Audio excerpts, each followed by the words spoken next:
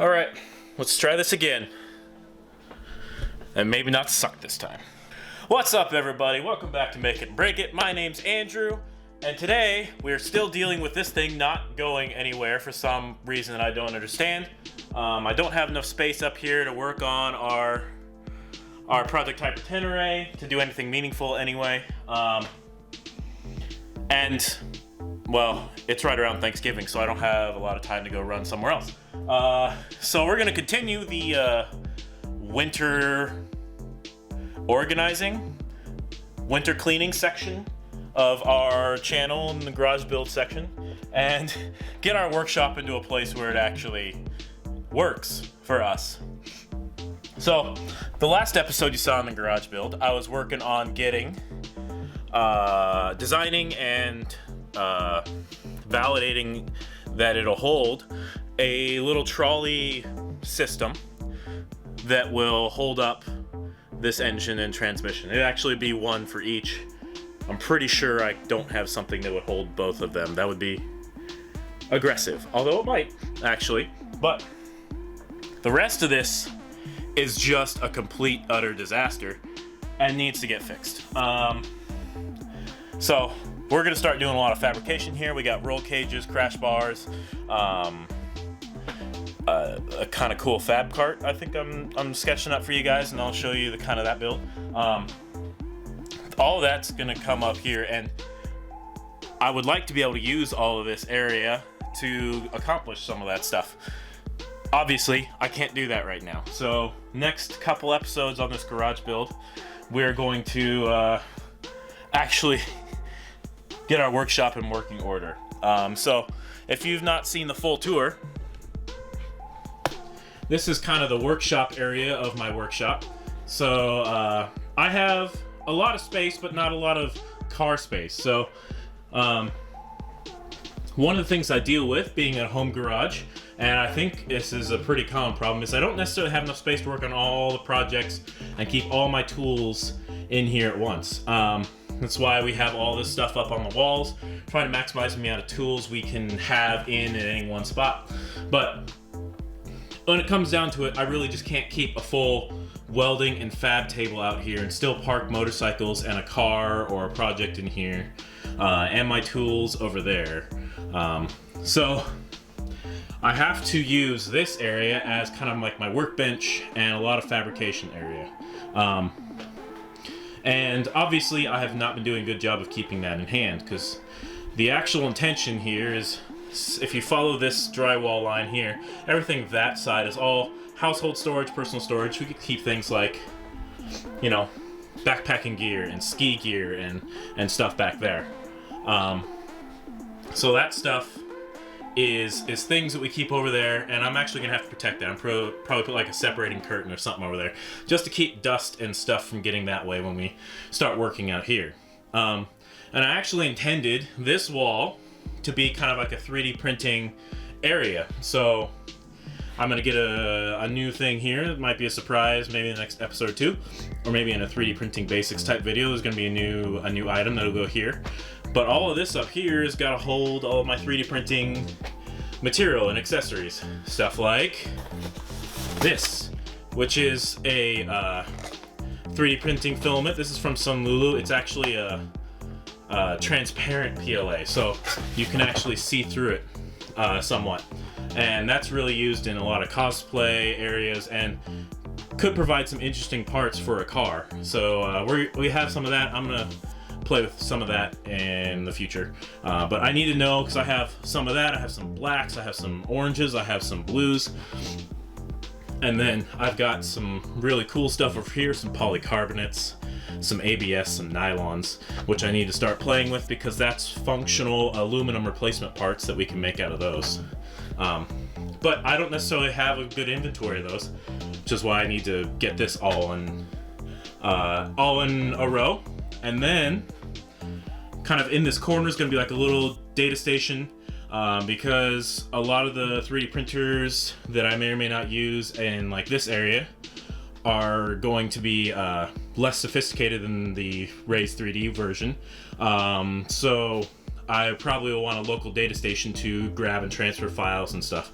So I have a monitor here. I'll get one of my other small little computers to go put on this thing, and we'll have a small little data station just to transfer files and things like that. And then this is going to be kind of a handwork fab area. I'm envisioning things like a drill press and well, that's a woodworking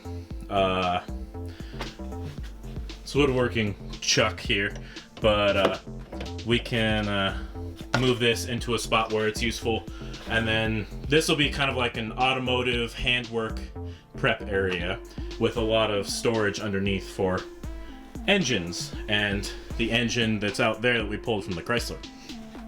So that's kind of how this store area is envisioned. Obviously right now it's just random storage for things like fans and extra battery charger cables. So I've done a really bad job of keeping this up, and I need to fix some of that. And there's just junk stored under here, junk I just haven't been able to get rid of. Since that car is going away at some point in the future, we're just gonna toss this stuff in there and have that. And then this has, this was always a mess. It was just a mess anyway. Finally, what I was kind of hinting at earlier is back here I've just had stuff stored that is going to be used once we start real fabbing, but I just haven't got around to it, and it's just been taking up space and being completely useless. So we've got something to help with that, at least a little bit, and that's kind of sitting down over here. And that's this. So one of the ways I have of keeping stuff out of my work area is actually making it mobile and wheeled. This is a welding cart. This is going to be my MIG welding cart, because the TIG welding cart is going to be a special fab part that I think we're going to do a whole video or video series on for you guys.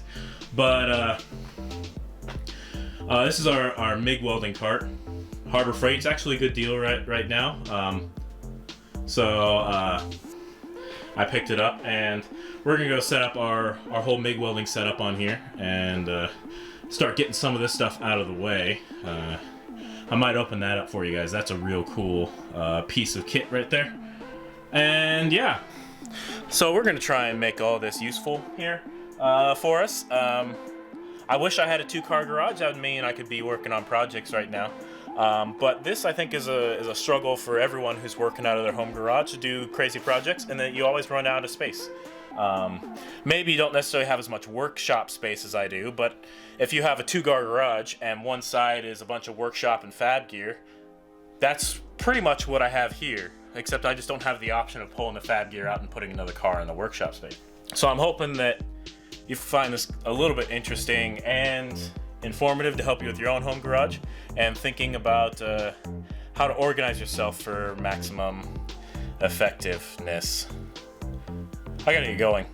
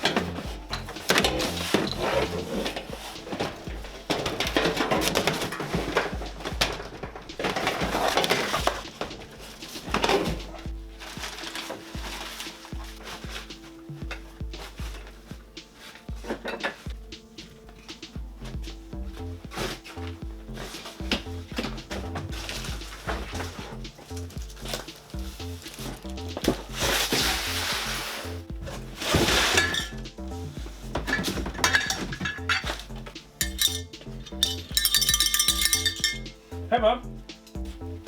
Hi, Joe. How's it going? Is it weird that there's space down here? Yeah? Hey, don't eat that. Gotta make sure someone can see you when you're... Who am I kidding? I don't run.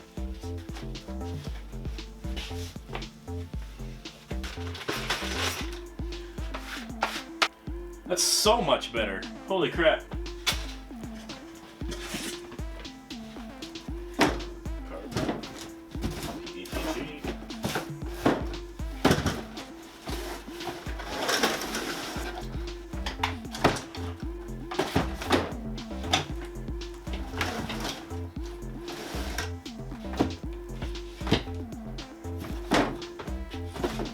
Not a bad amount of material, huh? It's 1, 2, 3, 4, 5, 6, 7, 8, 9, 10, 11, 12, 13 kilograms of 3D printer material. And I got like 5 more coming today, so I definitely need to store this stuff somewhere.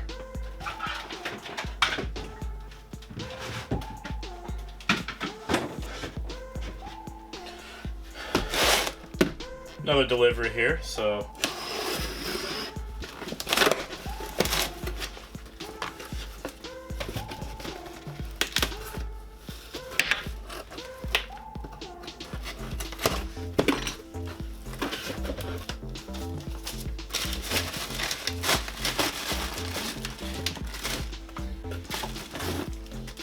hi, Joe.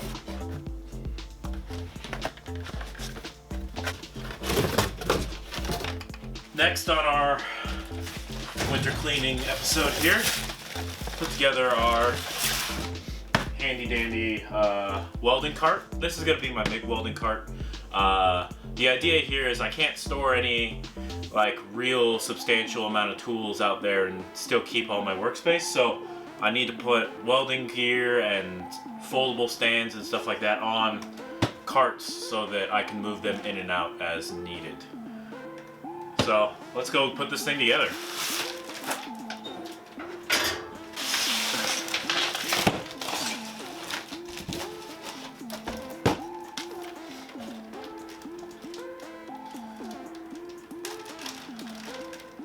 So if there's one thing I learned from my old job, you do always want to read the instructions.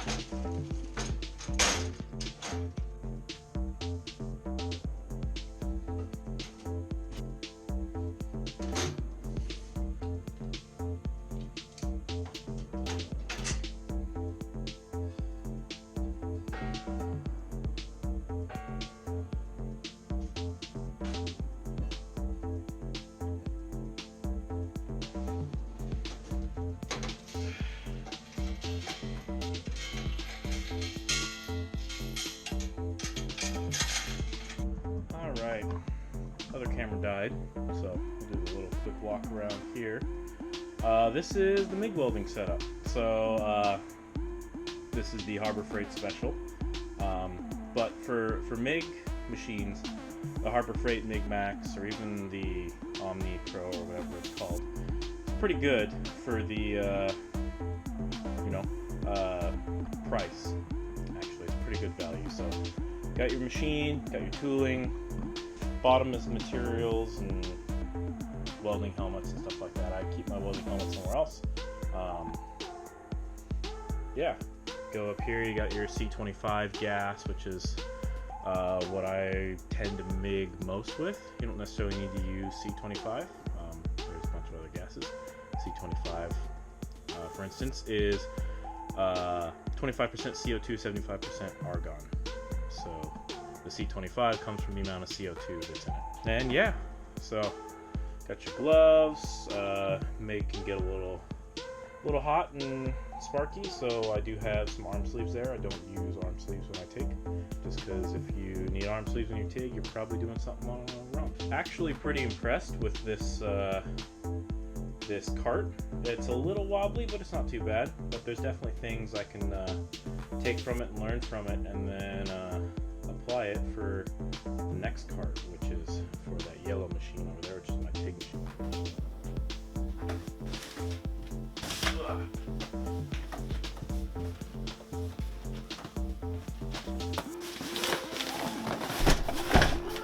Alright, special delivery from Amazon. I might do a full video on this, so I'm not going to cover that here, but I do want to show you guys it finished. So,